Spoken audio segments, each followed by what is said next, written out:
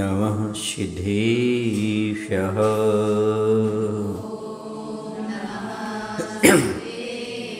ॐ नमः सिद्धेभ्यः। जीवमजीवमदोहं जिन्वर्वसहेण जेनिनेदिठं देविन्दविन्दवन्नं वन्दे तं सौवदा शिरसा, वन्दे तं सौवदा शिरसा। बोलिए देवादेव श्री महावीर भगवान की, आचार्य नेमिचंद महाराज की, आचार्य गुरुदेव श्री विद्यासागर जी महाराज की, नवाचार्य श्री समय सागर जी महाराज की।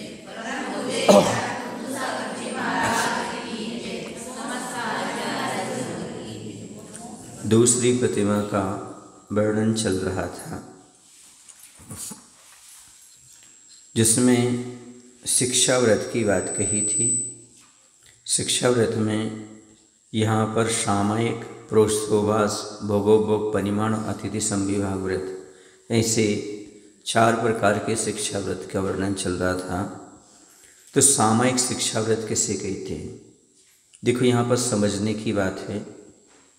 4 चीज़ें हैं।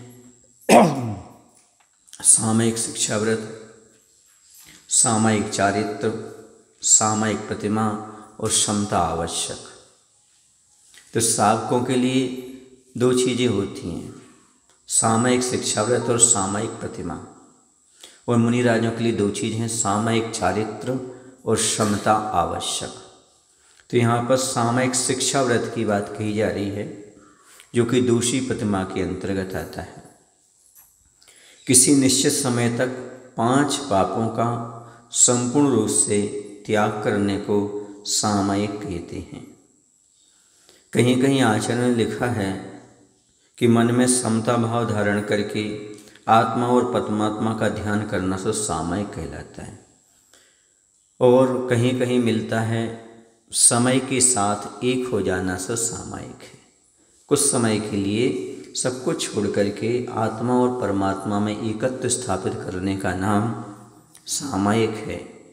यह तीनों कालों में देव वंदना करना भी सामयिक बताया है।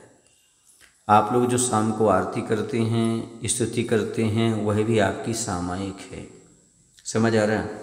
लेकिन जो प्रतिमाधारी होते हैं उनके लिए बुद्धिपूर्वक 5 पापों का त्याग करके 2 घड़ी के लिए एकांत स्थान पर बैठ करके, है ना, पूर्व या उत्तर दिशा में मुख कर करके जाप करना चाहिए या आत्मा परमात्मा का ध्यान करना चाहिए। यदि नहीं होता तो भक्ति करना चाहिए। जैसे सिद्ध भक्ति, आचार्य भक्ति है, पूज्यपाद स्वामी की लिखी हुई है, उसको आप पढ़ सकते हो।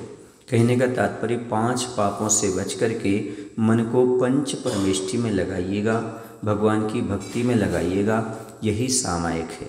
यदि आपको माला में मन नहीं लगता, आपको आत्मा परमात्मा का ध्यान नहीं होता है, तो उस समय आप स्तुति भी कर सकते हो, लेकिन धीमे स्वर में अपने तक ही करना और शांत कोलाहल रहित होकर स्थान पर बैठ करके। समझ आ रहा? क्योंकि यह ध्यान ही आपके लिए बहुत कुछ देने वाला है। जब आप मुनि या आर्य का बनेंगे तब आपको सामयिक पर बैठना होगा। मुनि बन करके शुद्धोपयोग की भावना भाना होगी, तो उस समय आपके लिए ध्यान ही सामयिक ही मुख्य कार्यक्रम होता है। ज्ञान और ध्यान ही साधु का मुख्य लक्षण होता है। तो शिक्षा व्रत किसे कहते हैं? जिससे मुनि बनने की शिक्षा मिली, उसका नाम शिक्षा व्रत है। तो मुनि कब बनेंगे?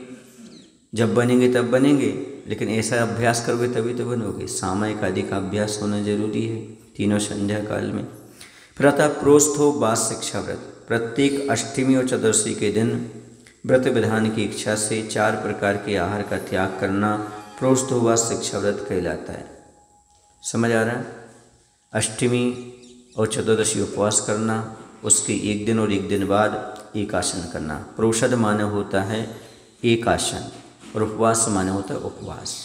तो 1 दिन पहले एकासन, फिर उपवास, फिर 1 दिन बाद क्या? एकासन। जैसे सप्तमी को एकासन, अष्टमी को उपवास, नवमी को एकासन। ऐसे ही त्रयोदशी को एकासन, चतुर्दशी को उपवास और पूर्णिमा या अमावस्या को क्या करना, एकासन। ये कहता है प्रोषद उपवास। ये प्रतिमाधारी भी करते हैं, लेकिन यदि आपके पास 2 प्रतिमाएं हैं तो आपको अभ्यास रूप में बताया है। क्या बताया है? शिक्षा लेनी, आपको भी इसका अभ्यास करना चाहिए। फिर आता भोगोपभोग परिमाण शिक्षा व्रत। भोग और उपभोग की वस्तुओं का नियम करके शेष वस्तुओं से ममत्व का त्याग करना भोगोपभोग परिमाण शिक्षा व्रत कहलाता है। यह शिक्षा व्रत भी आपके लिए अनिवार्य है। आप अपने भोग और भोग की वस्तुओं का परिमाण कर लीजिएगा। भोग की वस्तु का अर्थ होता है जो एक बार भोगने में आती है, जैसे दाल चावल रोटी एक बार खा ली, अब दोबारा काम में नहीं आएगी। वो भोग की वस्तुएं जैसे बिस्तर है, वाहन आदि हैं, तेल वगैरह, ये बार बार भोगने में जो आते हैं वो भोग कहलाते हैं। इनकी सीमा मान लेना, कितने समय तक कैसा उपयोग करना। जैसे भोग की सामग्री है, वो भोग की सामग्री है, इन सब का परिमाण कर लो। भाई इससे ज़्यादा वस्तुएं हम नहीं रखेंगे, इनसे ममत्व का त्याग कर दो। ये भोगोपभोग परिमाण है, कुछ ना कुछ परिमाण होना चाहिए भोगोपभोग की वस्तुओं का। फिर आता अतिथि संविभाग शिक्षा व्रत। अतिथि अर्थात होता है मुनि, आर्यिका और भी जो 3 प्रकार के पात्र हैं। तो आदि त्रिविध पात्रों को यथायोग्य भक्तिपूर्वक आहार आदि 4 प्रकार का दान देना अतिथि संविभाग शिक्षा व्रत कहलाता है। चूँकि वह व्रत प्रतिमाधारी हो गया है, 2 प्रतिमाधारी है, और 2 प्रतिमा धारण करके वह क्या करता है, शुद्ध भोजन बनाता है। शुद्ध भोजन बनाता है तो अकेला भोजन ग्रहण नहीं करता। पहले महाराज आर्यिका, श्रावक, शल्यिका आदि को पड़गाहन करता है यथायोग विधि से, है ना। मुनिराज आदि नगर में हो तो फिर भोजन ग्रहण करता है। समझ आया? हाँ, इसलिए प्रत्येक प्रतिमाधारी श्रावक को शुद्ध भोजन बना करके 10 बजे के लगभग बाहर निकल करके चौक पुर करके पड़गाहन करना चाहिए। ये अतिथि संविभाग व्रत कहलाता है। शुद्ध भोजन बनाया है, जो आपने बनाया है उतना ही पर्याप्त है। बहुत सारा बनाने के लिए दाल भात रोटी, यही बात चोखी। आपने जो बनाया है उसी में आप क्या करिएगा, शुद्ध वस्त्र पहन करके पड़गाहन करिएगा। पड़गाहन करने से आपके आम के आम गुठलियों के दाम। यदि मुनि आ जाते हैं तो अच्छी बात है, नहीं आते हैं तो आपके लिए पड़गाहन का पुण्य तो लगेगा ही लगेगा। महाराज यदि महाराज आ गए और हमने कुछ नहीं बनाया तो कोई बात नहीं, जो है पेट भरने, जैसे आप पेट भरते ऐसे महाराज का पेट भरेगा। नहीं महाराज 4 लोग क्या कहेंगे, लोगों कहने से क्या है, लोगों के कहने के लिए नहीं कर रहे हैं, हम शुद्ध भोजन बना करके पड़गाहन कर रहे हैं। समझ में आ रहा है ना। हम और पुष्पन सागर जी महाराज देवरी कला में थे, वहाँ पर एक अंगूरी बाई जी थी, उनका नियम था अतिथि संविभाग व्रत का पालन करती थी वो। कैसे करती थी वो, शुद्ध भोजन बनाना, और उनके यहाँ तो पूरे घर में ही शुद्ध भोजन बनता, सब घर के लोग शुद्ध भोजन ही करते थे ना। भले उनकी प्रतिमा नहीं थी, लेकिन माँ जैसे बनाते थे सब वैसे भोजन करते थे, सब इसी रूप में ढले हुए थे। तो उस समय हम लोग 13 दिन तक वहाँ रुके देवरी नगर में। प्रतिदिन उनको पड़गाहन देखते थे, प्रतिदिन। हमारा भी आहार हो गया, कुछ दिन सागर की आहार हो गया, फिर भी उनका परमानेंट बिल्कुल पड़गाहन करना। तो हम दोनों महाराज ने सोचा कि एक काम करते हैं, अपन दोनों इनके यहाँ चलते हैं। इतने दिन से पड़गाहन कर रहे हैं और दोनों ने एक साथ पड़गाहन गए। बिल्कुल उनका पूरा शुद्ध भोजन था, पूरा, क्योंकि पूरा परिवार ही करता था। और अच्छे से दोनों महाराज के निरंतर आहार हो गए। ये होता है पुण्य एक साथ करना। समझ आ रहा है ना। ऐसा संकल्प होना चाहिए। ऐसे बहुत सारे श्रावक हैं मध्य प्रदेश में जो कि अष्टमी चतुर्दशी तो नियम लिए ही हैं। कैसे लिए हैं? अष्टमी चतुर्दशी या पर्व के दिन है, उस दिन तो हम शुद्ध भोजन बना करके पड़गाहन करेंगे ही करेंगे, नगर में साधु हों या ना। एक करेली में राजेंद्र कुमार जैन है, बोली हुई है संकल्प। तो उस समय निर्वेक सागर, प्रशांत सागर जी महाराज के उनके आहार भी हो गए, है ना। लेकिन एक बार देखा परीक्षा करने अष्टमी चतुर्दशी को क्या करते हैं, उनके यहाँ घर गए, वो पड़गाहन कर रहे थे, उनके आहार हो गए। ऐसा हो जाता है। समझ में आ रहा ना। हमारा संकल्प है कि हम इस कम से कम इन दिनों में तो पड़गाहन करेंगे ही करेंगे। तो अतिथि संविभाग व्रत का अर्थ होता है शुद्ध भोजन बना करके क्या करना, पड़गाहन करना। ऐसा नहीं अतिथि संविभाग का कि आहार देना, नहीं, पड़गहन करके आहार देना। समझ आ रहा ना? जब हमारे यहाँ नहीं आते तो कहीं जा कर के आहार देना, ये कहलाता है अतिथि समविभाग व्रत। समझ आ रहा है आपको? हाँ, समविभाग माने जो अपन ने भोजन बनाया उसमें विभाग कर लेना। ये हम साधु परमेष्ठी को या कोई नगर में होंगे उनको आहार कराएंगे, ऐसा भाव। तो ये शुद्ध भोजन कहलाता है, यह शुद्ध चर्या होती है। इसके माध्यम से ना महाराज को कोई दोष लगता है और ना गृहस्थों के लिए, उनका तो और धर्म पलता है गृहस्थों का अच्छे से। सामयिक प्रतिमा धारक शावक किसे कहते हैं? अब तीसरी प्रतिमा का धारक शावक किसे कहते हैं, ये हमने आपके लिए बता दिया, ठीक है ना। तो पूर्व की प्रतिमाओं का पालन करते हुए जो 3 संध्याओं में सामयिक करते समय उपसर्ग और परिचय आने पर भी साम्य भाव रखता है, वह तीसरी सामयिक प्रतिमा धारक शावक हुआ करता है। समझ आ रहा? और उपसर्ग परिचय कब होंगे? जब पंखा के नीचे नहीं बैठोगे। समझ आ रहा? एसी में, कूलर में, पंखा में बैठोगे तो फिर कहाँ से मच्छर काटेंगे, कहाँ से गर्मी लगेगी। एक सज्जन ने आचार्य से पूछा, आचार्य जी हम लोग सामयिक करने बैठते हैं तो मच्छर काटते, गर्मी लगती है, ध्यान अच्छे से नहीं होता, क्यों ना पंखा चला करके सामयिक कर ली जाए, कूलर के सामने बैठ करके अच्छा ध्यान लगता है। तो आचार्य ने कहा सामयिक किसे कहते हैं? कुछ समय के लिए 5 पापों का त्याग करना। तो पंखा चलाएं तो वायु का एक जीव नष्ट नहीं होंगे उसमें, बोलो ना, पर आपके 5 पापों का त्याग कहाँ से हुआ? सामयिक उसे कहते हैं जिसमें 5 पापों का त्याग हो, समता परिणाम हो, उपसर्ग परिचय को सहन करने की क्षमता जागृत हो, तभी तो सामयिक है। समझ आ रहा? इसलिए पंखा में सामयिक नहीं होती, कूलर में सामयिक नहीं होती। सामयिक कैसे होती है? एसी में बैठ करके, शांति से बैठ करके, एसी में नहीं, एसी में बैठ करके अच्छे से सामयिक की जाए। पंखा के साथ नहीं, कूलर के साथ नहीं और एसी के साथ नहीं, वो सामयिक नहीं है, क्योंकि उसमें कहीं ना कहीं साबद्ध चल रहा है, कहीं ना कहीं पाप हो रहा है। और उस समय पाप होते समय आप सामयिक कर रहे हैं कि मात्र नाम की सामयिक चल रही है। इसलिए सामयिक के समय पंखा, कूलर आदि नहीं। उपसर्ग परिचय को सहन करने को कहा है। गृहस्थ उपसर्ग परिचय सब कब सहन करेगा? वैसे ही नहीं करता वो तो।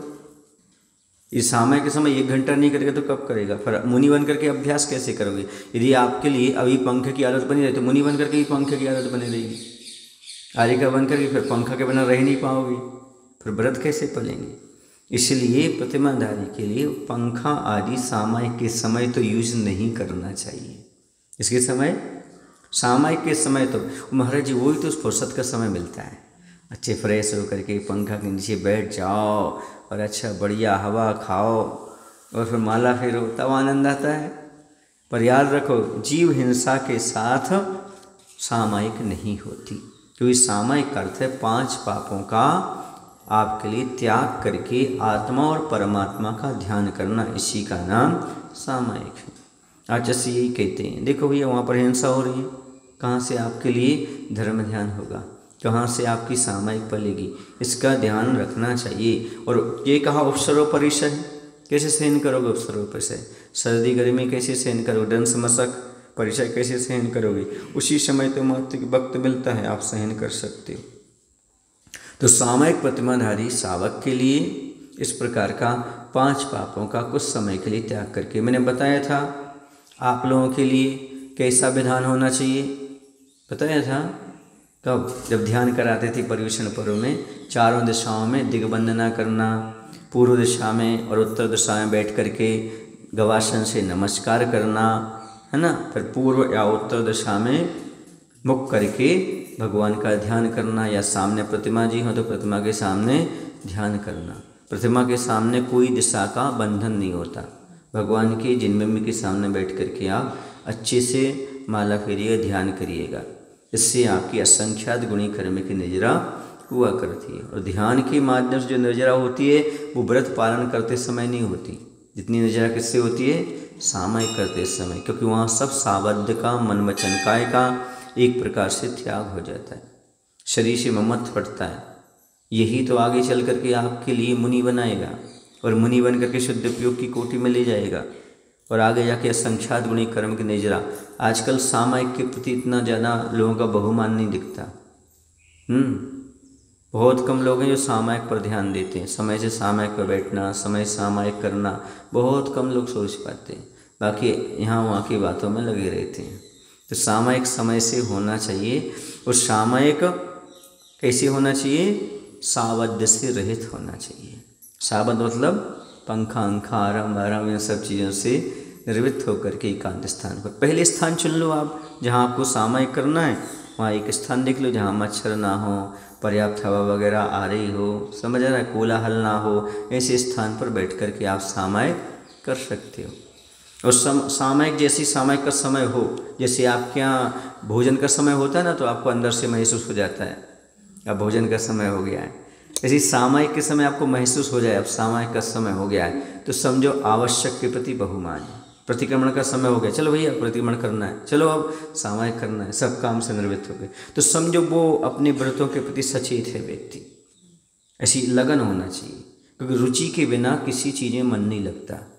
लिख लो, मन लगाने के लिए रुचि पैदा करो, चाहे सामायिक में हो, चाहे स्वाध्याय में हो, चाहे प्रवचन में हो, चाहे पूजन में हो। रुचि के बिना कभी भी मन लग नहीं सकता। इंटरेस्ट पैदा करो, रुचि पैदा करो, तभी जा कर के आपके लिए मन लगेगा। कुछ लोगों का सामायिक का मन नहीं लगता।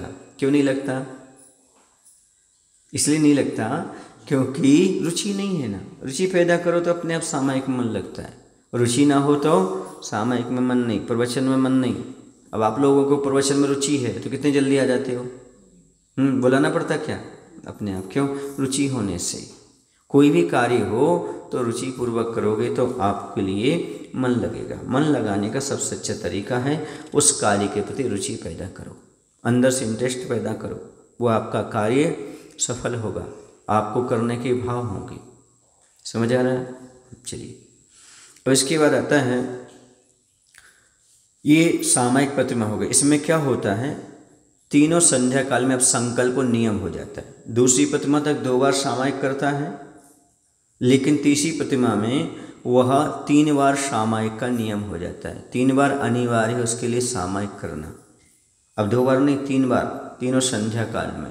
उसमें प्रातः काल, दोपहर और संध्या काल, इसमें सामायिक का नियम हो जाता है। बाकी 2 प्रतिमा के जितने व्रत थे वो तो पालन करेगा ही, इसमें ये और हो गया उसका कि 3 बार सामायिक का संकल्प पूर्वक अब नियम हो गया। प्रोस्तोवास प्रतिमा धारक श्रावक किसे कहते हैं? चौथी प्रतिमा का बता रहे हैं। पूर्व प्रतिमाओं का निर्दोष पालन करते हुए प्रत्येक मास के 4 पर्वों में, अष्टमी और चतुर्थी में अपनी शक्ति को न छिपा करके जो नियम पूर्वक उपवास धारण करता है और उपवास के समय शुभ ध्यान में लीन रहता है, वह चौथी प्रोस्थोवास प्रतिमा धारक श्रावक होता है। इसमें अब नियम हो जाता है अष्टमी चतुर्दशी का। पहले अभ्यास कर रहा था शिक्षा व्रत में, समझ रहे ना, अष्टमी चतुर्दशी को उपवास कर रहा था, लेकिन अब इसमें संकल्प हो जाएगा उसका। ये प्रतिमा लेते ही, प्रोस्थोवास प्रतिमा लेते ही अष्टमी को एकासन, सप्तमी को एकासन, अष्टमी को उपवास, नवमी को एकासन, त्रयोदशी को एकासन, चतुर्दशी को उपवास और पूर्णिमा को या अमावस्या को एकासन। ये क्यों करना? क्योंकि मुनि बनना है।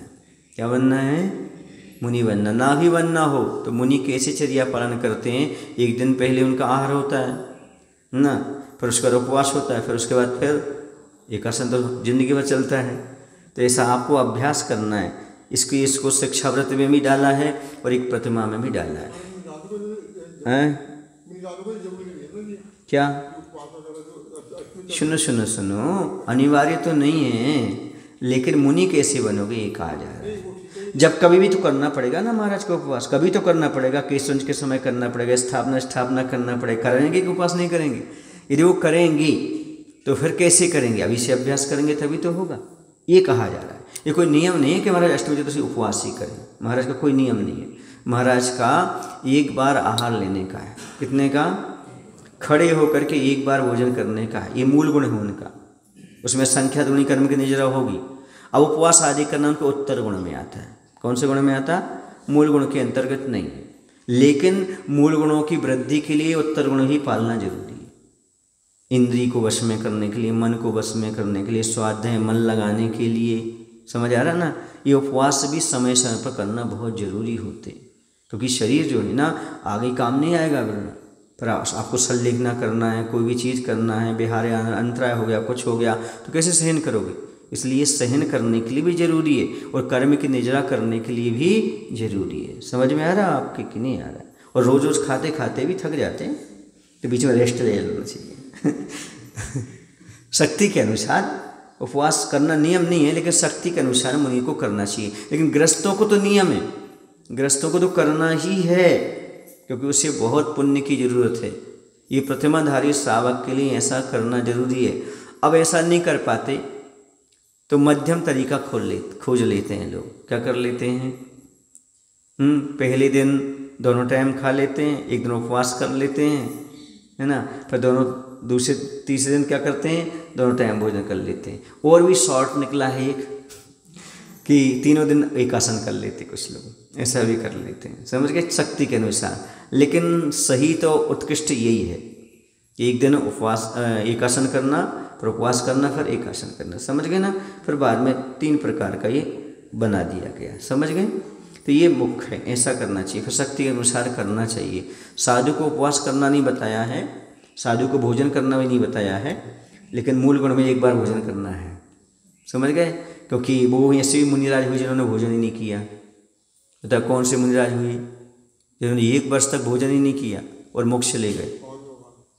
बाहुबली भगवान 1 वर्ष तक एक थान स्थित निराहार उपवास किए, इसीलिए प्रभु गोमटेश जी मम्मन में आवास लिए। 1 वर्ष तक एक स्थान तक निराहार, एक स्थान तक खड़े रहे, निराहार। मुनि बनने के बाद आहार ही नहीं किया। धन्य है ऐसे, समझ गए। और आपके यहाँ बाहुबली भगवान तो प्रसिद्ध ही, किसी भगवान को लोग जाने या ना जाने, जैन सब गोमटेश बाहुबली भगवान की जय जरूर बोलते हैं। तो ऐसे हैं, समझ गए। हाँ, तो उपवास करना बहुत जरूरी है, शरीर के स्वास्थ्य लाभ के लिए भी, तपस्या के लिए भी, संलेखना की तैयारी के लिए भी, और उत्तर गुण का पालन करने के लिए भी मुनिराज भी करते हैं। गृहस्थों को भी करना चाहिए, समझ आ रहा? हाँ, क्योंकि जब आहार करने जाते हैं तो नियम नहीं है कि आपके अनुकूल आहार मिल जाए, जो आप चाह रहे हो वो आपको आहार मिल जाए मुनि बनने के बाद, संभव ही नहीं है। आज आपको कुछ लेने की इच्छा है, वो नहीं है तो क्या करोगे?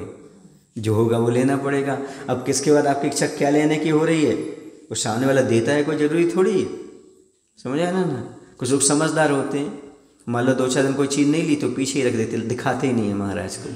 सावक कह रहा है ये दे दो, नहीं महाराज नहीं लेते, पीछे ही कर देते। ऐसे भी समझदार लोग होते हैं, समझ गए ना। अब उस समय हो सकता है कि वो महाराज ले लें, उनको अनुकूल हो, नहीं हम पहले ही मना कर देते हैं, है ना। ऐसी समझदारी कर देते लोग, ऐसा होता है, अपने आप हो जाता है। इच्छा का निरोध अपने आप महाराज बनने के बाद हो ही जाता है। मान लो कोई चीज़ कोई सामने ले करके आए, अपन ने सोचा ये अभी प्रकृति विरुद्ध है, बाद में ले लेंगे, ये रस लिया है इसके बाद नहीं लेना, दूध लिया इसके बाद नहीं लेना है, तो रख के आएगा पीछे, फिर लाएगा ही नहीं लास्ट तक। महाराज ने लिया ही नहीं ना, है ना। पर ये नहीं समझा कि महाराज ने लिया क्यों नहीं, अभी क्या चीज़ चल रही थी, किसके ऊपर क्या नहीं लेना, ये ध्यान नहीं देता। महाराज ने अगर मना कर दिया तो बस हो गया, नहीं उसके बाद दोबारा ला सकते हैं, महाराज दिखा सकते हैं, महाराज ना लें कोई बात नहीं, उनकी मर्जी। पर कोई चीज़ आप शुरू में लाए, मान लो महाराज ने नहीं ली, नहीं महाराज ने मना कर दी, नहीं अभी नहीं लेना थी क्योंकि अभी दूसरी चीज़ ले रहे थे। अब मान लो दूध के बाद रस लाओगे तो कैसे लेंगे महाराज, क्योंकि दोनों विद्वान एक साथ जाएंगे तो लड़ाई करेंगे अंदर, फिर उल्टी पलटी, समझ आ रहा ना। तो उस समय विवेक रखना किस समय कौन सी चीज़ और कौन सी चीज़ नहीं। मान लो महाराज ने कुछ दिन पपीता नहीं लिया तो वो पपीता तो कोई दिखा रहा है, नहीं महाराज लेते ही नहीं है। कुछ दिन महाराज ने ककड़ी नहीं ली, नहीं महाराज लेते ही नहीं है ना। हम समझदार बन जाते वहाँ। अरे जिसने जो बनाया है गृहस्थ उसको आगे भेजो, आप लेके जाओ, महाराज ले तो ले, नहीं ले तो ले, आपने बनाया महाराज को लेके जाइए ना, आपने अपने लिए बनाया ना, महाराज को तो बनाया नहीं ना, तो बस महाराज ले या ना ले हमारा कर्तव्य, हम दिखाएंगे अंदर ले जाएंगे, इसमें क्या बात है। नहीं महाराज नहीं लेते, अरे उनको दिखाओ नहीं। तो ऐसी समझदारी कभी कभी क्या होती है, नुकसानदायक हो जाती है। उतने ही समझदारी दिखाओ जितने समझदार अपन हैं। तो पुरुषोत्तम प्रतिमा की बात कह रहे, क्या कह रहे हैं, ये सारी चीज़ें क्यों अभ्यास करना, क्योंकि महाराज बनने के बाद आपको मालूम पड़ेगा कि ये अभ्यास क्यों जरूरी है, सब चीज़ का त्याग। क्योंकि महाराज बनने के बाद मालूम पड़ता है समता परिणाम कैसे रखना पड़ता है, सब चीज़ों में समता पड़ना, ठीक है, अच्छा है, ठीक है, ऐसा। महाराज वो व्यक्ति तो निमित्त है, आपने कर्म का उदय है, नहीं, कभी कभी उदीर्णा भी होती है। क्या होती है?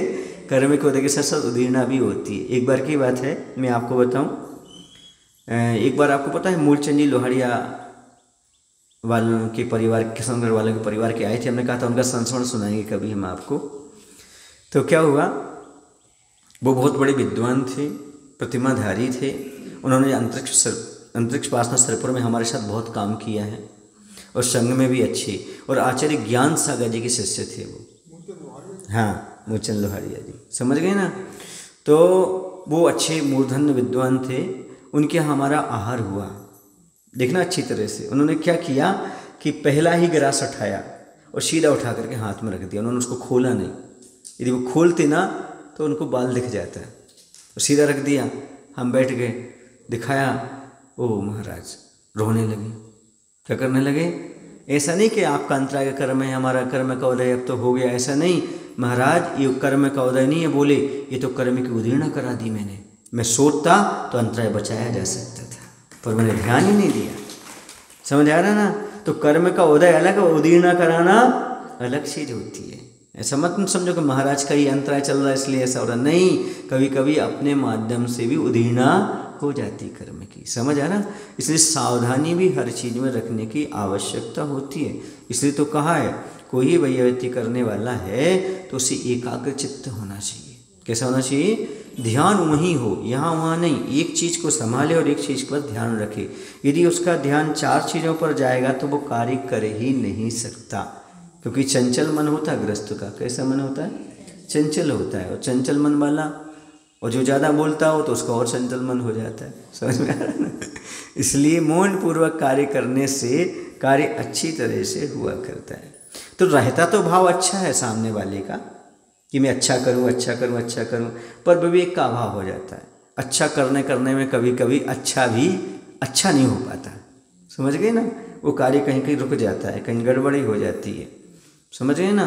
तो क्रिया करते समय थोड़ा सा अपना विवेक का स्तर बढ़ाएं तो काम अच्छे से हो जाता है। अब ग्रस्त कभी भी कितना ही होता है महाराज, क्या करें, जितना होता है फिर भी कम से कम सामने वाले के भाव करने के होते हैं। ये भी उसकी पुण्य का उदय है, तभी तो करने का भाव हो रहा है। बिना पुण्य के उदय के कोई व्यक्ति चर्या में सम्मिलित हो ही नहीं सकता। पुण्य का उदय तो चाहिए, बिना पुण्य के नहीं। वरना घर बैठा रहता है आदमी, फालतू में मोबाइल चलाता रहता है ना, यहाँ वहाँ की बातें करता रहता है, उसके लिए समय निकाल करके अच्छी तरह से काम नहीं कर पाता। तो प्रोत्साहवास प्रतिमा का धारक जो श्रावक होता है वह क्या करता है? अपनी शक्ति को नहीं छिपाता। शक्ति को छिपाने की बात नहीं है। आचार्य कहते जो शक्ति को छिपाता है उसे आगे शक्ति नहीं मिलती, जो शक्ति का उपयोग करता है उसे आगे शक्ति मिलती है। आज शक्ति तप त्याग की बात कही, इसके माध्यम से तीर्थंकर प्रकृति का बंध होता है। शक्ति के अनुसार तप करना, त्याग करना, जैसे अभी कहा ना इन्होंने, महावीर भाई ने, कि महाराज जी क्या मुनिराज को उपवास करना जरूरी है? नहीं, शक्ति के अनुसार करना जरूरी। शक्ति है तो करिए, शक्ति से ज़्यादा मत करिएगा। शक्ति के अनुसार तप और त्याग जरूर करो, क्योंकि ये तीर्थंकर प्रकृति के आश्रय में कारण हैं। इससे जाकर के तीर्थंकर जैसी प्रकृतियाँ मिलती हैं। इसलिए गृहस्थ को भी शक्ति के अनुसार तप और त्याग दान करना चाहिए। जैसे उनके पास शक्ति है, इतना दान कर सकते, नहीं कर रहे हैं, ये शक्ति को छिपा रहे हैं। वो चाहें तो एक समोषण लेकर के अच्छे से विधान कर सकते, नहीं कर रहे हैं, इस शक्ति को छिपा रहे हैं। तो आगे उनके पास धन नहीं मिलेगा, उतना ही धन मिलेगा जितनी आवश्यकता पूर्ति होगी, उससे ज़्यादा नहीं मिलने वाला, क्योंकि तुम्हारे पास शक्ति थी पर तुमने उसको छिपा लिया। आप इतना दान कर सकते थे, आपने दान नहीं किया। शक्ति से ज़्यादा मत करो, पर शक्ति के अनुसार तो दान प्रत्येक गृहस्थ को करना ही चाहिए, जितनी उनकी क्षमता है। यदि नहीं करोगे तो आपकी क्षमता कुंठित होगी। क्षमता कुंठित नहीं होगी, आगे चल करके वो आपको वस्तु मिलेगी ही नहीं। आज आपके पास धन दौलत है, यदि शक्ति छिपा रहे हो और दान नहीं कर रहे तो आगे वो धन दौलत आपको मिलने वाले नहीं है। शक्ति के अनुसार दान करोगे तो आगे आपके लिए शक्ति से ज़्यादा धन प्राप्त होगा। जितना आप कमाएंगे नहीं, उससे ज़्यादा आपको प्राप्त होगा। क्षमता है तो दान करना चाहिए, क्षमता है तो तपस्या करना चाहिए, उसको छुपाना नहीं चाहिए। छुपाने से मायाचारी भी होती है, दोष लगता है और आगे वो वस्तु प्राप्त नहीं होती। आगे आता है 5वीं प्रतिमा, सचित्र त्याग प्रतिमा धारक श्रावक।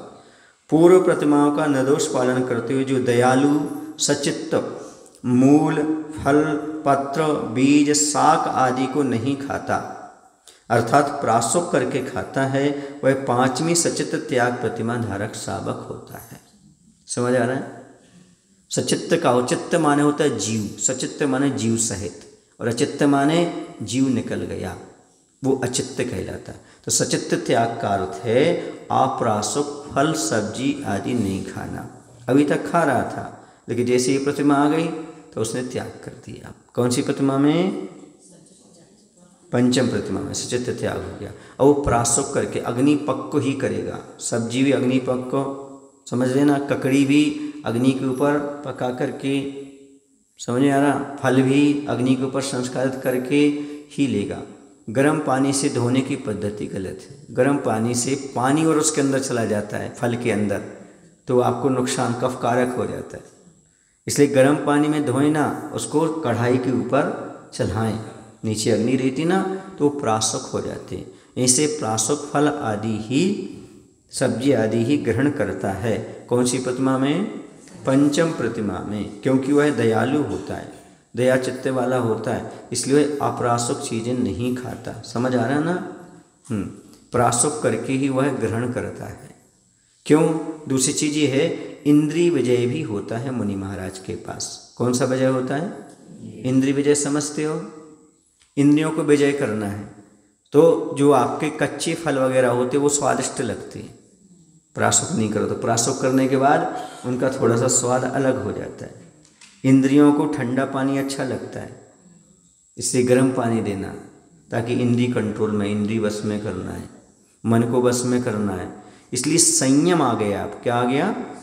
हाँ, तो मुनि बनने के बाद आपके लिए ये करना है, तो क्योंकि ऐसा ही अब भोजन लेना है आपको, तो अभी अभ्यास करना शुरू कर दो। और दयालु हो, दयालु कभी सीधा एक इंद्रिय का भक्षण नहीं करता।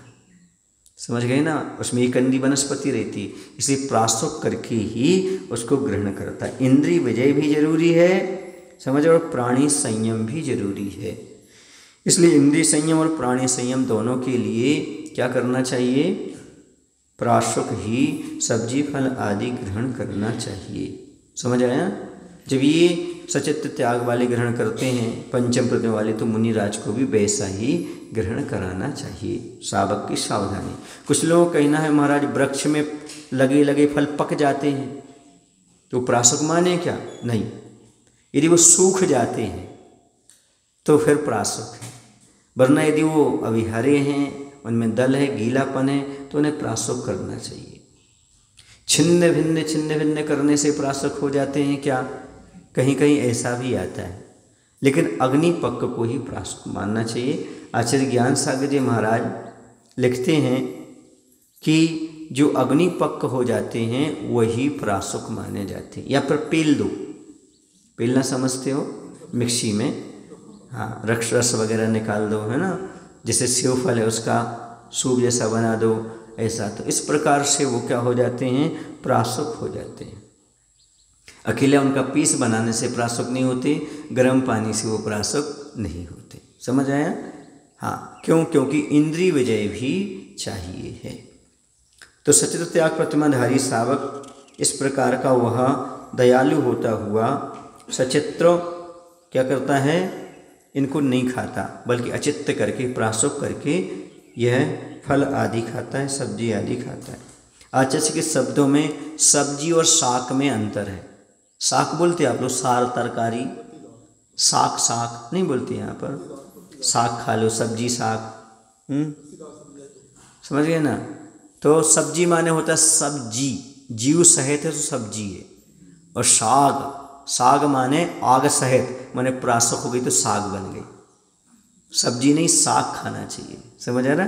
प्राशुक हो जाए। सा आग, आग सहित होने पर साग बोलते हैं। बुंदेलखंड में साग परोस दो, साग माने होता है सब्जी। समझो, सब्जी कौन सी? जो बाजार से लाए थे या खेत से लाए थे, और जो प्राशुक कर ली तो साग बन गई, साग तरकारी। अब इसके बाद आती है अगली प्रतिमा, छठी प्रतिमा, दिवा मैथुन त्याग या रात्रि भुक्ति त्याग प्रतिमा धारक शावक। यह अपनी स्त्री के साथ जो है ना, वह जो संबंध है वो संबंध स्थापित करता है, लेकिन दिन में नहीं करता, रात्रि में करता है। दिन का उसका त्याग होता है। इसलिए दिवा मैथुन यानी दिन में ब्रह्मचर्य धारण करने वाला दिवा मैथुन त्याग प्रतिमाधारी श्रावक होता है। समझ गए। इसका दूसरा नाम है रात्रि भुक्ति त्याग, रात्रि में भोजन का त्याग। महाराज तो क्या 5वीं प्रतिमा तक वह रात में खाता था? ऐसा नहीं है, रात्रि में वह स्वयं नहीं खाता था, लेकिन अब जब वह ये प्रतिमाधारी हो जाएगा तो अब यह मन वचन काय कृत का अर्थ अनुमोदना से भी त्याग कर देगा। यानी पूर्व प्रतिमाओं का पालन करते हुए जो मन वचन काय कृत का अनुमोदना से रात्रि में 4 प्रकार के आहार का त्याग करता है और रात्रि भुक्ति त्याग 6ठी प्रतिमाधारी श्रावक होता है। जैसे पहले कोई घर में बच्चे रहते थे तो बच्चों को खिला देता था, बच्चों को खाने की अनुमोदना कर देता था। कोई मेहमान आते थे तो भैया इनको भोजन कराओ, रात में पानी पिलाओ, ऐसा कहता था। लेकिन अब ये प्रतिमा आ गई तो अब कुछ नहीं बोलेगा, न बच्चों के लिए न बाहर के लोगों के लिए रात में कोई अनुमोदना नहीं। स्वयं का भी 4 प्रकार के आहार का त्याग, और अब बोलेगा नहीं, बच्चे से भी नहीं कहेगा, बहू से भी नहीं कहेगा बच्चे को पानी पिला दो, एक अवसर हो रहा है इसको दूध पिला दो, ये भी नहीं कहेगा। कौन सी प्रतिमाधारी? हाँ, ये 6ठी प्रतिमाधारी हो गया। अब वह अनुमोदना भी नहीं कर सकता। किसी बच्चे के लिए किसी मेहमान के लिए पानी पिलाने को रात में नहीं बोलता। आहार के बारे की चर्चा तो भोजन के बाद ही त्याग कर देगा। चलो करना ही चाहिए, समझ में आ रहा है ना। उसके बाद तो चर्चा करना ही नहीं चाहिए भोजन की। जब भोजन कर लिया शाम को, भोजन की चर्चा खत्म गृहस्थ के लिए। जैसे मुनि महाराज हैं, जब तक इरियापद भक्ति नहीं की, जब तक आहार की चर्चा कर लें उसके बाद बंद। देखा होगा आपने, 3 महीने हो गए, सुना कभी आपने ना आहार की चर्चा? नहीं। क्यों? क्योंकि महाराज आहार के बाद आके प्रत्याख्यान करते फिर समाप्त, प्रत्याख्यान। अब स्वाध्याय आया सो बता दिया। क्या आया? स्वाध्याय के प्रकरण तो समझाना पड़ेगा, ये चर्चा नहीं है, ये स्वाध्याय है समझने के लिए। तो इस प्रकार से पूर्व प्रतिमाओं का पालन करता है, जो 5 प्रतिमाएं उनका पूरा पालन करता है। फिर उसके बाद वह मन वचन काय कृत कारत अनुमोदना से रात्रि में 4 प्रकार के आहार का त्याग करता है। समझ आ रहा है ना। इसलिए आपने देखा होगा महाराज जब कोई कार्यक्रम करते हैं ना या उसमें उपस्थित होते हैं तो वो रात्रि के 1 घंटे पहले, सूर्यास्त के 1 घंटे पहले सब छोड़ देते हैं। क्या छोड़ देते? प्रवचन मंच छोड़ देते हैं। क्यों? यदि हम बैठे रहेंगे तो आपको रात्रि भोजन का दोष लगेगा। समझ आ रहा है ना। तो 5 बजे 5:30 बजे कार्यक्रम समाप्त, हम दोष से मुक्त। वरना हम प्रवचन करते रहेंगे तो हमें रात में खाना पड़ेगा, दोष तो हमें लगेगा, निमित्त बनेंगे। समझ आ रहा है ना। इसलिए महाराज बहुत कुछ सोच समझ के कार्य करते हैं ताकि किसी प्रकार की कहीं भी अनुमोदना का अंश हमारे लिए ना लग जाए, दोष ना लग जाए। समझ आ रहा है। हाँ, क्योंकि स्वाध्याय करना अलग है, स्वाध्याय का पालन करना अलग है, समझाना अलग है। शास्त्रों के भट्टा अलग और घर के भट्टा अलग नहीं होते, एक से ही होते हैं। समझ में आ रहा है। ये चर्या से समझना चाहिए, समझ है ना। इसलिए रात्रि भोजन का त्याग, और रात्रि भोजन का त्याग तब पलता है जब ये प्रतिमाधारी जो होते हैं ना, इनके लिए सूर्य अस्त से 48 मिनट पहले भोजन करके उठ जाना चाहिए, तब सही है प्रतिमा पलती है। कितने? सूर्य अस्त से 48 मिनट पहले नहीं करना, पहले उठ जाना करके। समझ गए। ये सही रात्रि भुक्ति त्याग प्रतिमा चलती है। और जब तक कुछ ग्रहण नहीं करना, जब तक 2 घड़ी दिन ना हो जाए, सूर्योदय के 2 घड़ी बाद ही, क्योंकि इस समय सूक्ष्म जीवों की उत्पत्ति रहती है। समझ आ रहा ना। इसी प्रतिमाधारी जब भोजन करते तो उस समय मंजन करते हैं, फिर भोजन करते हैं। क्यों सुबह से मंजन नहीं करते? क्यों नहीं करेंगे वो सुबह से मंजन? क्योंकि उस समय अभी सूर्य उदय की 2 घड़ी नहीं हुई है। समझ में आ रहा है ना। सावधानी बहुत रख करके काम करना पड़ता है, तभी पूरा फल मिलता है। देखो रात्रि भोजन त्याग करने वाले ने, यदि किसी ने, समझ रहे ना, यदि किसी ने 1 महीने का इस प्रकार का रात्रि भोजन त्याग कर दिया, 4 प्रकार के रात्रि भोजन का त्याग कर दिया, और उसने संकल्प लिया कि सूर्यास्त के 48 मिनट पहले ही हम खाकर उठ जाएंगे। समझ आ रहा ना। और प्रातःकाल जो है ना 2 घड़ी बाद ही ग्रहण करेंगे, तो उसके लिए 1 महीने के उपवास में 1 महीने के रात्रि भोजन त्याग में 15 दिन के उपवास का फल मिल जाता है, क्योंकि उसका 2 भक्ति त्याग हो गया। क्या हो गया, 2 भुक्ति पर भोजन किया, 2 भुक्ति 4 भुक्ति होती हैं, 2 भुक्ति का त्याग हो गया उसका। तो इस प्रकार से यदि उसने, सुन रहे आप लोग, 1 महीने इस प्रकार का रात्रि भोजन का त्याग कर दिया तो 15 दिन के उपवास का फल आचार्यों ने बताया है। अब मुनिराज को कितना लगता होगा आप सोच लो, मुनिराज तो एक ही बार लेते, बाकी 23 घंटे पूरा त्याग रहता है, इसलिए कहते महाराज का तो हर दिन उपवास है कि पूरा उनका 23 घंटे तक पूरा त्याग रहता है समझ। तो इस प्रकार का अपने आप में बहुत महत्व होता है। अब आता है ब्रह्मचर्य प्रतिमा। ब्रह्मचर्य प्रतिमा का धारक श्रावक पूर्व प्रतिमाओं का पालन करते हुए जो काम सेवन से विरक्त स्त्री मात्र का मन वचन कायकृत अनुमोदना से त्याग करता है, वह 7वीं ब्रह्मचर्य प्रतिमा धारक श्रावक होता है। ये जो 7वीं प्रतिमा होती है, 7वीं हो गई ना, हाँ, इसमें ब्रह्मचर्य प्रतिमा, अभी तक उसका अपनी पत्नी के अलावा सबका त्याग था, ठीक है ना। अब अपनी पत्नी के प्रति जो उसके भाव थे, अपनी वासना पूर्ति करता था, अब उसका भी उसका त्याग हो जाएगा। अब उसकी पत्नी उसके लिए क्या हो जाएगी, साधर्मिणी हो जाएगी, समझ आ रहा ना। अब साधर्मिणी में हो जाएगी, अब स्त्री नहीं रहेगी, अब भोग की दृष्टि से स्त्री को नहीं देखेगा, अब उसका पूर्ण रूप से क्या हो जाएगा, स्त्री मात्र का मन वचन काय कर अनुमोदना से त्याग हो जाएगा। ये कहलाता है 7वीं ब्रह्मचर्य प्रतिमा का धारक गृहस्थ। समझ रहे ना। पहले उसका क्या था, अन्य स्त्रियों का त्याग था। दूसरी प्रतिमा ली थी उसने, ब्रह्मचर्य अनुव्रत ले लिया था, सौदार संतोष व्रत ले लिया था, अपने स्त्री के अलावा अन्य स्त्रियों के प्रति दृष्टि नहीं बिगाड़ेंगे, समझ आ रहा ना। अब क्या कर लिया उसने, अपनी स्त्री के प्रति भी दृष्टि नहीं बिगाड़ेगा, अब वह मात्र ब्रह्मचर्य का पालन करेगा। उसकी स्त्री अब सहधर्मिणी हो जाएगी, अब मात्र उसके लिए बहन जैसा रिश्ता हो जाएगा, अब वो पत्नी नहीं रही, क्या नहीं रही, साधर्मिणी हो गई, समझ गए ना। भोग की दृष्टि से उसका पति पत्नी का रिश्ता समाप्त, अब साधर्मी का रिश्ता प्रारंभ हो जाएगा, समझ आ रहा है ना। एक साथ रहते हुए भी, एक घर में रहते हुए भी पूर्ण ब्रह्मचर्य का पालन करना। इसके बाद आरंभ त्याग प्रतिमा धारक श्रावक किसे कहते हैं, तो ये प्रतिमा का धारक पूर्व प्रतिमाओं का पालन करते हुए जो प्राणी हिंसा के कारणभूत सेवा, कृषि, वाणिज्य, व्यापार आदि प्रमुख आरंभ से विरक्त होता है, वह 8वीं आरंभ त्याग प्रतिमा धारक श्रावक होता है। अब वह कृषि नहीं करेगा, समझ गए ना। अभी तक तो कृषि करता था, नौकरी भी करता था, अब नौकरी नहीं करेगा, कृषि नहीं करेगा ना, और कोई व्यापार नहीं करेगा, क्योंकि उसका आरंभ त्याग हो गया। इन सब में आरंभ होता है, खेती में भी आरंभ होता है, व्यापार में भी आरंभ होता है, और नौकरी में भी आरंभ होता है। अब यदि ये प्रतिमा का धारण करना है, कौन सी प्रतिमा हो गई ये, 8वीं प्रतिमा, तो इसका आरंभ का भी त्याग हो जाएगा, समझ गए। अब वह भोजन करेगा और भोजन बनाएगा, शुद्ध भोजन बनाएगा भी, महाराज को भी आहार कराएगा, स्वयं भी आहार करेगा, क्योंकि वह आरंभ में नहीं आएगा। बाकी ये सेवा है, कृषि है, नौकरी है, खेती है, व्यापार, इसका त्याग कर देगा। कौन सी प्रतिमा में, 8वीं प्रतिमा में आरंभ त्याग हो गया, समझ गई ना। एक बार आचार्य ने कहा था, इस प्रतिमाधारी श्रावक को तो वाहन आदि में भी नहीं बैठना चाहिए, समझ आया ना। क्यों, क्योंकि उसमें आरंभ सारंभ होता है, वाहन आदि में, समझ आ रहा है ना। ब्याज का पैसा भी नहीं लेना चाहिए, ये सारी चीज़ें बताई। अब आता है परिग्रह त्याग प्रतिमा।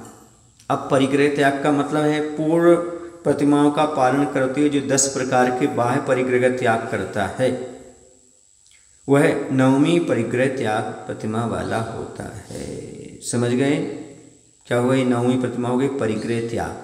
परिग्रह का उसने पूर्णतः त्याग कर दिया, अपने नाम से ना मकान है, ना दुकान है, ना घर है, ना गाड़ी है, ना घोड़ा है, सबका उसने त्याग कर दिया। किसने, पहले उसका परिग्रह का तो परिमाण था, और उसने वह सब परिमाण छोड़ दिया, त्याग कर दिया।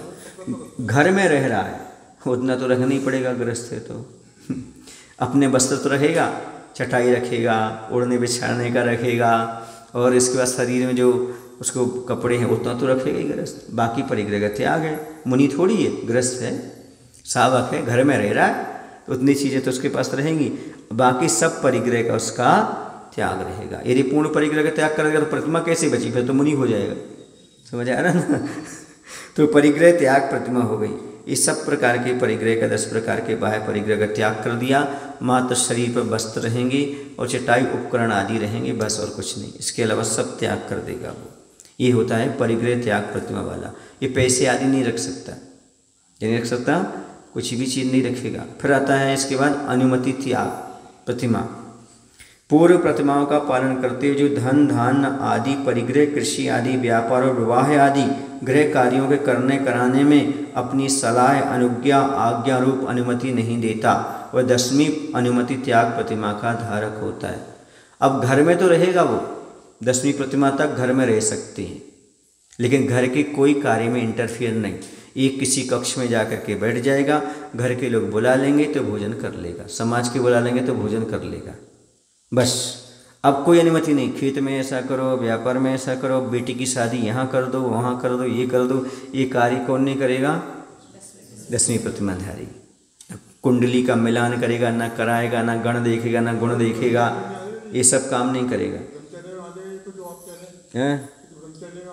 नहीं, अब अनुमति का त्याग, गृह कार्य, कृषि, शादी विवाह आदि में अनुमति नहीं करेगा। वो ऐसा करेगा जो अन्य पहले वाला था, वो अपने घर में तो अनुमति दे सकता है, आगे होके काम नहीं करेगा। लेकिन अब इसमें आगे तो आएगा ही नहीं, अब अनुमति भी नहीं देगा, तुम्हें जहाँ करना सो करो, तुम्हारी व्यवस्था है। हाँ, वो बता दिया ना मैंने। तो अब यहाँ पर क्या हो गया? कृषि, परिग्रह आदि, किसी विवाह आदि किसी में सलाह अनुज्ञा नहीं देगा। अब देखो, एक प्रश्न आपसे पूछूं, बुरा तो नहीं मानोगे। अब मुनि महाराज कुंडली कैसे मिला सकते हैं और कैसे बता सकते हैं कि तुम्हें यहाँ शादी करना चाहिए, तुम्हें वहाँ शादी करना चाहिए, करना चाहिए, वो करना चाहिए, जब ये अनुमति त्याग प्रतिमा द्वारा ग्रस्त है, जो अभी क्षुल्लक भी नहीं बना, उसका त्याग हो गया सब चीज़ों का। अब कहाँ खेती करो, कहाँ मकान बनाओ, कहाँ नहीं करो, ये महाराज कैसे आज्ञा देंगे? महाराज हमारा घर देख लो कैसा है, कहाँ बनाना चाहिए, कहाँ नहीं बनाना चाहिए, महाराज कैसे अनुमति दे सकते हैं इसमें, कहाँ बनाओ, कहाँ नहीं बनाओ, है ना? ये तो प्रतिष्ठाचार्यों का काम है, महाराज का काम नहीं है, क्योंकि महाराज को इसमें दोष लग जाएगा। क्या लग जाएगा? हाँ, भावुकतावश लोग पूछते हैं, करते हैं, महाराज देख लो, कर लो, पर महाराज नहीं कर सकते, क्योंकि इसमें अनुमति किसी भी प्रकार से नहीं दे सकते, क्योंकि महाराज का महाव्रत है। क्या है? इसलिए महाराज इन सब चीज़ों में कभी अनुमति नहीं देंगे। समझ आ रहा है ना? हाँ, जो महाराज स्वाध्यायशील होंगे वो तो नहीं देंगे, ये तो पक्का है। और जिन्होंने पढ़ा नहीं होगा, है ना, तो बेचारे वो दे सकते हैं, है ना, उनको ज्ञान नहीं है, जानते नहीं है, स्वाध्याय नहीं किया, इसलिए कुंडली मिलान और ये बने हुए जो सचारी बन करके बैठ जाते हैं, उनकी बात मैं किसी की अवज्ञा नहीं कर रहा हूँ, पर जिनने स्वाध्याय किया होगा वो तो ये काम नहीं करेगा, जो सचारी का है। मंदिर की वास्तु अलग, मंदिर का काम करना वो आरंभ सारंभ में इस प्रकार के नहीं आएगा, वो भोग के कार्य नहीं है। मंदिर में बता सकते हैं, मंदिर के कार्य के बता सकते हैं, यहाँ पर ऐसा कर सकते हैं, लेकिन आप चाहो यह आरंभ में बता दें घर गृहस्थी का, तो संभव नहीं है, उसका नहीं। मंदिर का बता सकते किस स्थान में बना लो, कैसे बना लो, क्योंकि वहाँ पर जनालय बनना है, वहाँ 3 लोग के भगवान बैठना है, वो आरंभ त्याग करके लोग यहाँ साधना करने वाले हैं, इसलिए समझ में आया ना? सब कुछ त्याग करके भगवान की आराधना करने के लिए वो आ रहे हैं। हाँ, लेकिन उतना ही खड़े होकर करवाएंगे नहीं काम, बस बता दिया ऐसा ऐसा हो सकता है, अब इसलिए खड़े हैं, ऐसा खोदो, ऐसा करो, ये महाराज का काम नहीं है। समझ में आ रहा ना? वरना फिर तुमको वही छूट हो गई, छत पर खड़े होकर देख रहे हैं, नहीं ऐसा नहीं, ऐसा बनाओ, ऐसा खड़ा करो, ऐसा मिस्त्री सामने है, ये सब महाराज के काम नहीं। समझ आया ना? हाँ, मैनेजर सजेशन दे रहा है, ये महाराज का काम नहीं। ना वो मैनेजर है, ना वो मुनीम है, वो हमारे मुनि महाराज है। आप लोग भी ध्यान रखो, महाराज को महाराज ही रहने देना, मैनेजर और मुनीम मत बनने देना। समझ आ रहा ना? उनका उतना ही पर्याप्त है, बाकी सब काम आपको ही करना, आपके लिए करना है। समझ आया ना? एलोरा में प्रवचन किया था मैंने, मुनि मुनि है, मुनीम नहीं है। जो लेखा जोखा रखे, तुम्हारा क्या हो रहा, कैसा हो रहा, कितना आवक हुई, कितना हुआ, तुम्हारा चतुर्मास में क्या हुआ, कैसा हुआ, तुम्हारी व्यवस्था है। तुम्हें कहाँ कर कैसे करना, तुम्हारी व्यवस्था है। ये महाराज का नहीं, महाराज को तो काम है अपना आत्मा का ध्यान करना, स्वाध्याय करना, समझाना। तुम्हें करना सो करो, नहीं करना तुम्हारा कर्म, तुम्हारे काम है, तुम्हारा धर्म तुम्हारे। ये महाराज इसमें इंटरफेयर नहीं करेंगे। क्यों नहीं करेंगे? क्योंकि उनको अपना आत्म कल्याण करना है। समझ गए ना? अब अगली है उद्दिष्ट त्याग प्रतिमा। इसको कल अच्छे से समझाएंगे क्योंकि इसमें बहुत सारी बातें खड़ी होती हैं, बहुत सी बातें चर्चा करते हैं। ये समझना है कैसे है, क्या है, इसके लिए श्वेतामर्मत में कैसे लिया गया, यहाँ कैसे लिया, किस रूप में कैसे लिया, कैसे विकृतियाँ पैदा हो रही हैं, तो ये समझने की आवश्यकता है। तो अनुमति त्याग प्रतिमा धारक किसी प्रकार घर में रहेगा, मंदिर में भी रहेगा, घर में भी रह सकता है, लेकिन किसी में अनुमति नहीं करेगा, निमंत्रण से नहीं जाएगा भोजन करने। जिसने बुला लिया 10 बजे आओ तो भोजन करने चला जाएगा, भोजन करके आ जाए, घर में भी और दूसरे घर में भी। समझ आ रहा ना? ऐसा बोलो महावीर भगवान की जय। आचार्य गुरु श्री विद्यासागर जी महाराज की जय। हे प्रभु, हम सभी को इतनी शक्ति, इतनी बुद्धि देने की कृपा करो ताकि हम सभी लोग अपने जीवन में इन व्रतों को निर्दोष पालन कर सकें। नमोस्तु भगवान, नमोस्तु बोधि समाधि परिणाम शुद्धि स्वात्मोपलब्धि शिव सौख्य